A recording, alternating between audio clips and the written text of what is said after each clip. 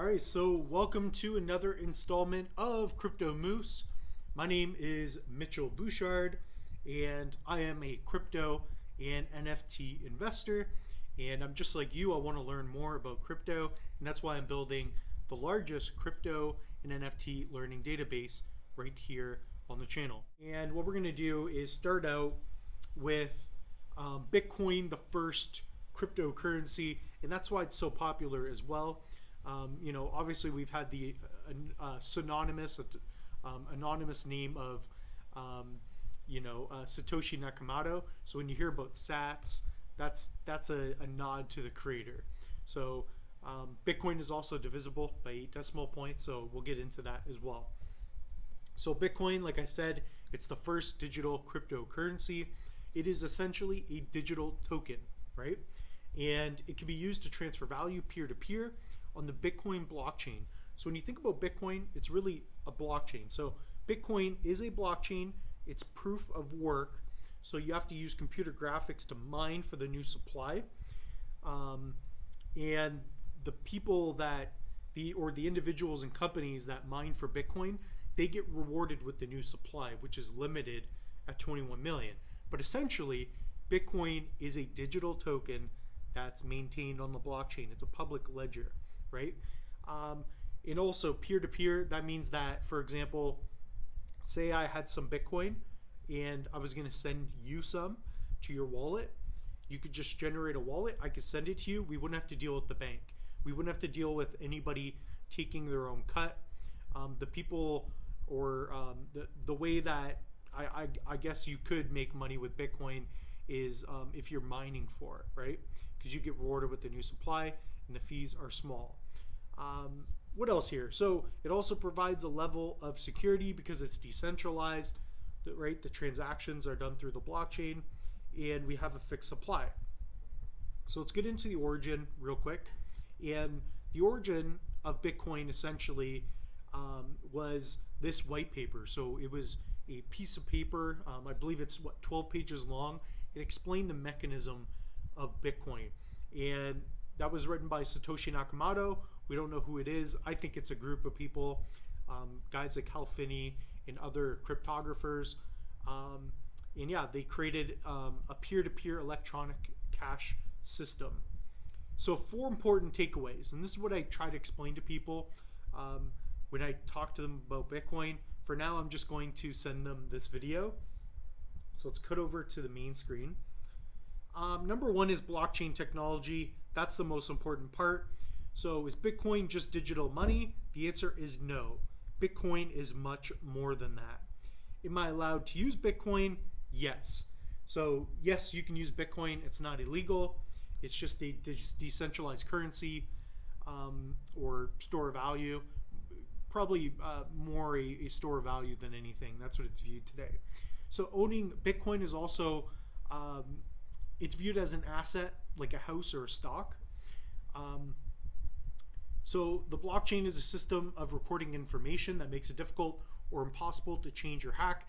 The idea of Bitcoin essentially is when you're transacting, the blockchain is a public ledger.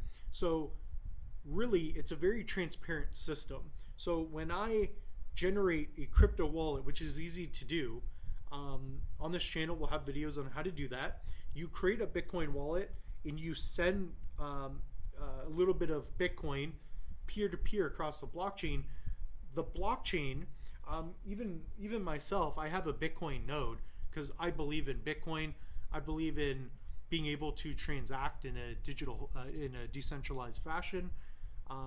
I have a full copy of the Bitcoin blockchain on my node. So essentially what my node is doing is it is communicating with other nodes and making sure that there is no malicious activities happening. So making sure that the actual Bitcoin is being sent, making sure that other nodes aren't doing anything weird. So that's the beauty of Bitcoin, is it takes out the human error, right? So when you think about transacting something online, you don't want to be scammed. Well, with Bitcoin, if it's going into your wallet, you know that it was processed and verified through the blockchain, right? So again, it's a public ledger that stores private keys inside. Let's say that you have a Bitcoin wallet. Here's an example of a hardware wallet. Now, my private key that I generate online, when I create a wallet, that is storing a private key that I have access to, that is stored on the blockchain. This, my wallet, even similar to a phone wallet, that gives you access to the tokens that are stored on the private keys. So when you're creating a Bitcoin wallet, okay, you are essentially gaining access to the private keys.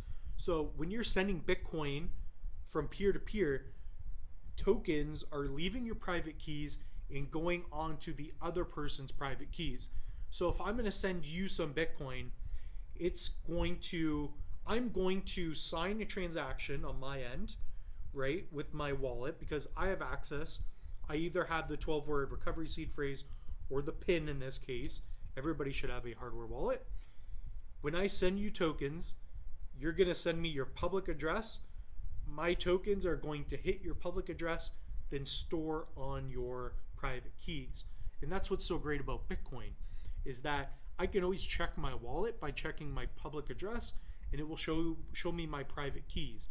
So it adds a level of security in that regard as well. Okay, so when we create a Bitcoin wallet, there is a new private address or key that now lives on the blockchain where your coins are stored, of course.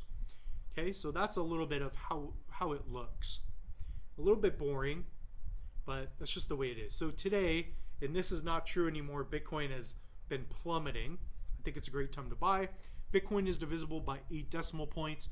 So for example, let's say Bitcoin is worth Bitcoin is worth 37,000 US. If I wanted to send somebody $1,000, I would send somebody 0.026 Bitcoin, right? So these are also known as sats. So this would be, for example, 2,000 sats, 2 million sats. But yeah, that's how Bitcoin would work. Your wallet would do the math for you, so you don't have to worry about that. Security, private keys. So is Bitcoin anonymous? Not exactly. The owner of the wallet remains anonymous, while Bitcoin is very transparent. So the public ledger is where anybody can see the value that is held on each generated private key.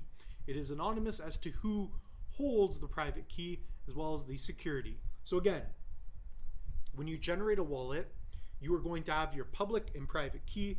You never share your private keys. You only share your public key, and your private key is held on your wallet. You can typically see it if you own your wallet. There's many different kinds of wallets. There's essentially 6, and we'll go over that in a later video. But at the end of the day, you are to not share your private keys with anybody, because that's how you control your coins, by your private keys. You use your public key so that people can send coins to your address, then it gets stored on your private keys. So I hope that makes sense. Okay. So again, the private keys never to be shown to the public. Owner of the wallet should do that. So decentralization. This is probably the best part. Bitcoin is the most popular coin in the world today, 100%. Bitcoin is also the more secure and the most decentralized. And the big reason for that is because of proof of work and the way Bitcoin works.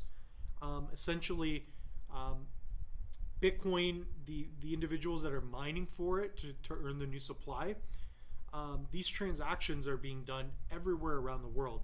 So it's very hard to interfere with, right? So while fiat currencies are printed by governments and banks and loaned out to its citizens, no one owns Bitcoin. So that's another beauty of Bitcoin. Anybody can participate in the network. There's no true owner to Bitcoin. It's all about who wants to get into the market. You can buy it through exchanges, and that's how you can participate in the market. So there's still a great opportunity to get into Bitcoin.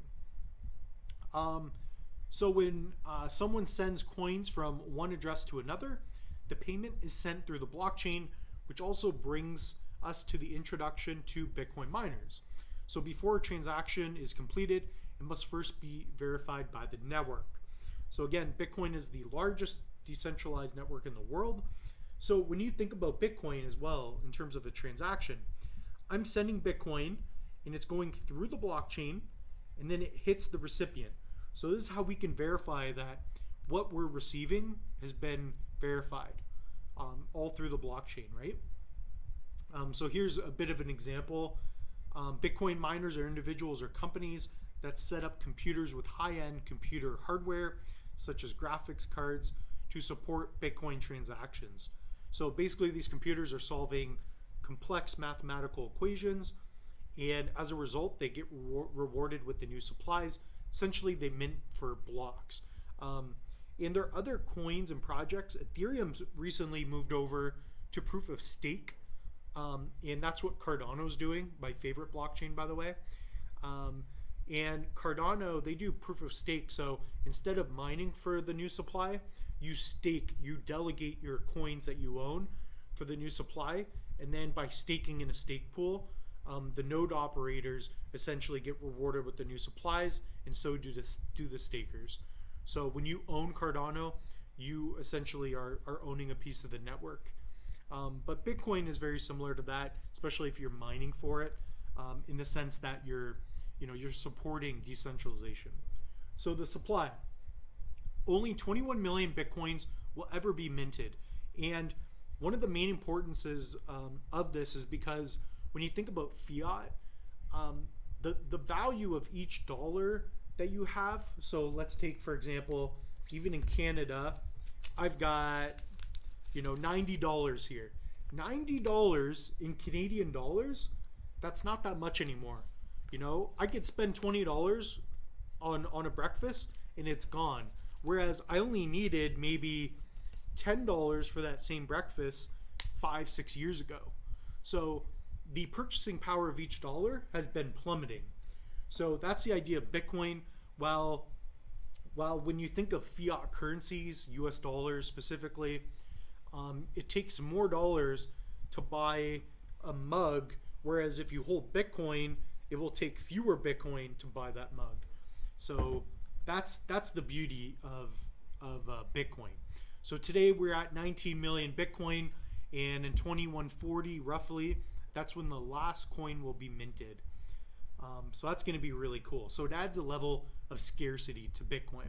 So in the past 12 months, the US has printed 40% of all US dollars in circulation today. Overprinting of money is called inflation. And we could get in and talk about that for a while, but that's essentially it. And also another fun fact about Bitcoin is that every 4 years, there's what's known as the halving. So that's when the amount of Bitcoin that gets rewarded to the miners, it gets cut in half. So it's actually exponentially harder to mine Bitcoin in the sense that you don't get rewarded with as much. So if you were an early miner of Bitcoin, you were getting a lot of coin. Now you're only getting a little bit. So it's adding more scarcity over time, right? So ultimately, the blockchain fixes the double spend problem. That's what we talked about. We have a way of verifying digital assets. Bitcoin was the first successful blockchain. It allowed anyone in the world to own tokens, all while providing security through encryption while maintaining a fixed supply. So that is all I have for you in this video. I hope you enjoyed it. Comment down below if you'd like to see more videos like this. And remember, if you're going to own some Bitcoin, have a hardware wallet. I should have another one under here as well. I've got many crypto wallets. So remember, if it's not your keys, it is not your cheese. We'll see you later when the moose is loose.